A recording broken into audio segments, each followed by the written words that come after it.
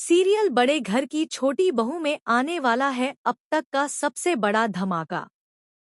जहां तक अब तक आपने देखा कि अहाना हर मुश्किल का सामना कर रही है, वहीं अब कहानी में एक ऐसा मोड़ आने वाला है जो पूरे परिवार की नींव हिला देगा।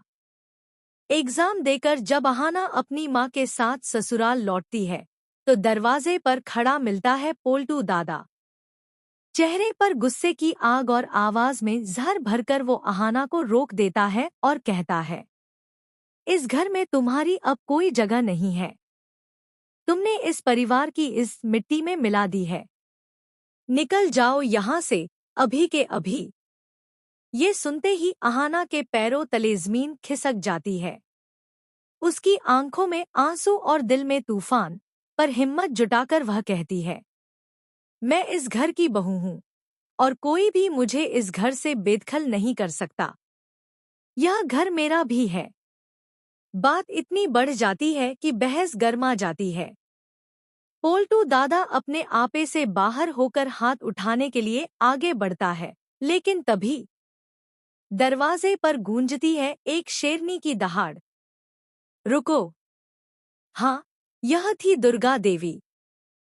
पोल्टू का हाथ हवा में ही थामकर पूरे घर के सामने उसे जोरदार तमाचा जड़ देती है। सन्नाटा पसर जाता है और दुर्गा देवी की गूंजती आवाज सबको हिला देती है। इस घर की छोटी बहू पर हाथ उठाने की हिम्मत कैसे हुई तुम्हारी? याद रखना, अहाना इस घर की इज्जत है और इस पर हाथ डालने की जुर्रत किसी की नहीं। पूरा घर स्तब्ध रह जाता है।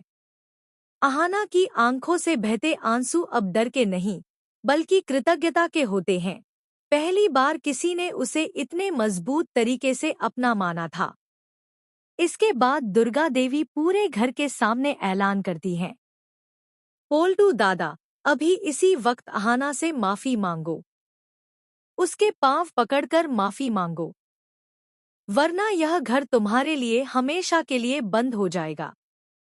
सुनते ही पोल्टू दादा का गुस्सा और अपमान चरम पर पहुंच जाता है। चेहरा लाल, आंखें क्रोध से भरी हुई, लेकिन सबके सामने मजबूरी में झुकने पर मजबूर। वो अपमान की आग में जलता है और मन ही मन कसम खाता है, आज मुझे सबके सामने झुकना पड़ा है, पर इस अपमान का बदला मैं जरूर लूंगा। अहाना की जिंदगी को मैं नर्क बना दूंगा। दूसरी तरफ अहाना की माँ, जिनका दिल अब तक डर और चिंता से भरा हुआ था, राहत की सांस लेती हैं। उनकी आंखें चमक उठती हैं।